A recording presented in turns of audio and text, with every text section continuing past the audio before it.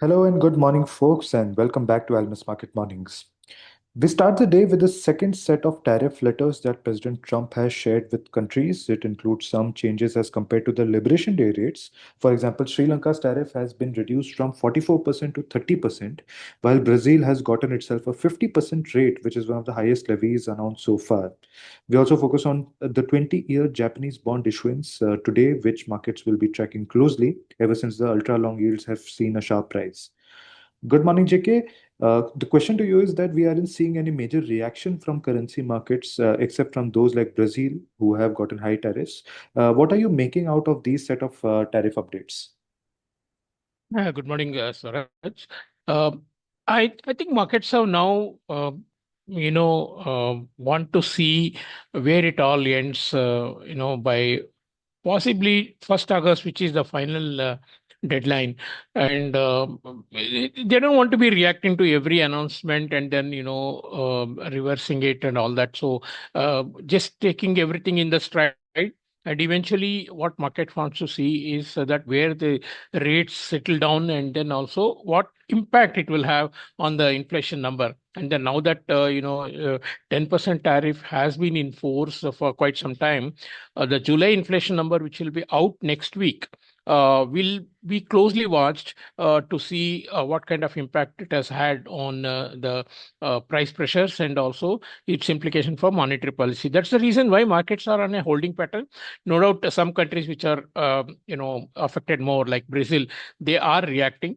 But again, in Brazil's case also, it appears that the it was somewhat political reasons were also involved in hiking the tariffs, and along with the tariff letters, Trump has also stated that there will be more tariffs if there is a retaliation. So again, we don't know, even if Sri Lanka it is reduced to 30, if there is any retaliation, it can go up. Just for example, I'm saying. So that's the reason why we are not seeing the end of it. We don't know where it will end also. That's the reason why market don't want to get into too much of volatility, and then I think probably going along with the flows. In any case, we are now in a summer vacation period for the Western countries, and people are happy to be on the sidelines. At least the bigger players are happy to be on the sidelines, and that will continue to keep the market in rangy. Yes, we are seeing some high frequency swings in markets, particularly on the bond market. Yields are swinging from the highs of the range to the middle of the range yesterday, and possibly going down again. Possibly the trigger came from the minutes of Fed meeting, where a couple of participants said that if the data evolve in line with the expectation, they would be open to considering a reduction in target range as soon as the next meeting. It means July. And even on the tariffs, some of them noted that a one-time increase in prices would not affect longer-term inflation expectations. However, most of them have noted that tariffs could have more persistent effects on inflation.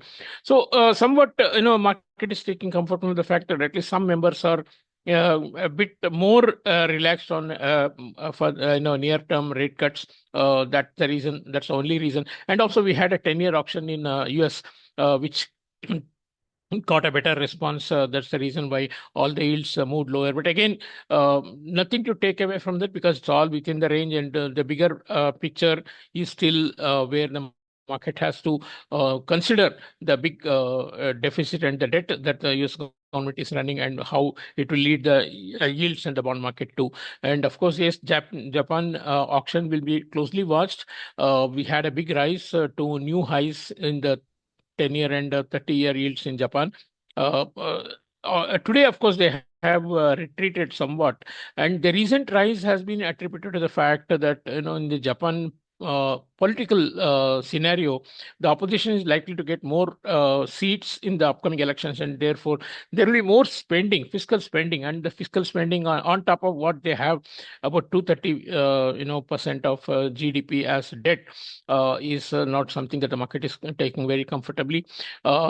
That's the reason why yields have risen, along with the fact, of course, that the US yields are also very well supported. So it's again a volatile scenario.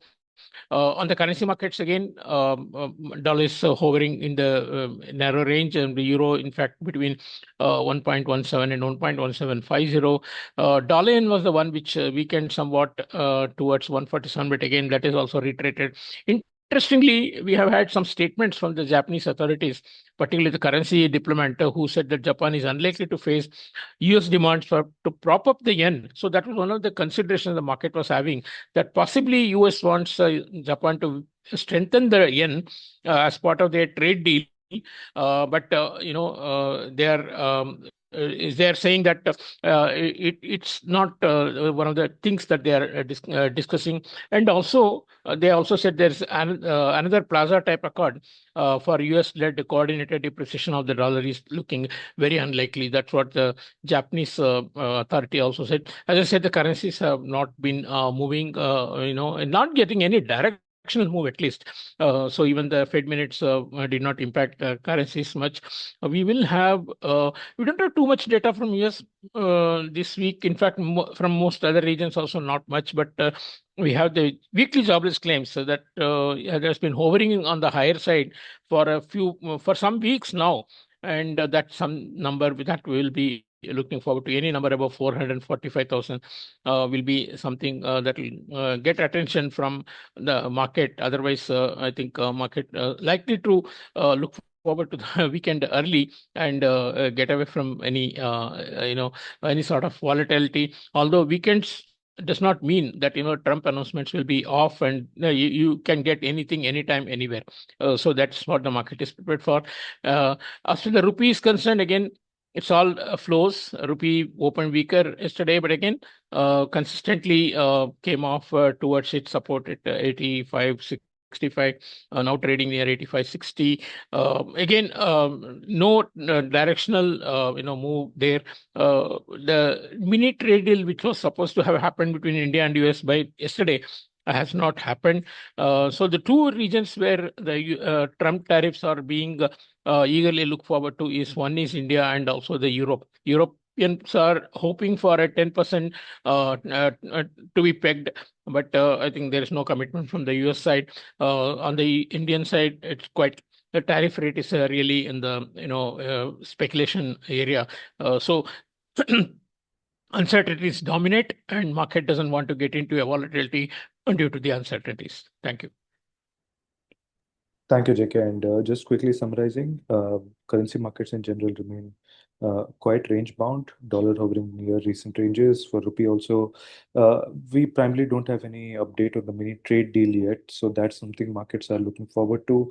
When it comes to the minutes of the Fed meeting, which was released yesterday, some members seem open to near-term rate cuts, provided data remains in line with the previous releases. Yield saw a slight cool off after this.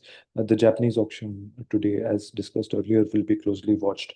That's it from us today. Thanks for listening. We'll catch up tomorrow with a fresh round of updates from the markets.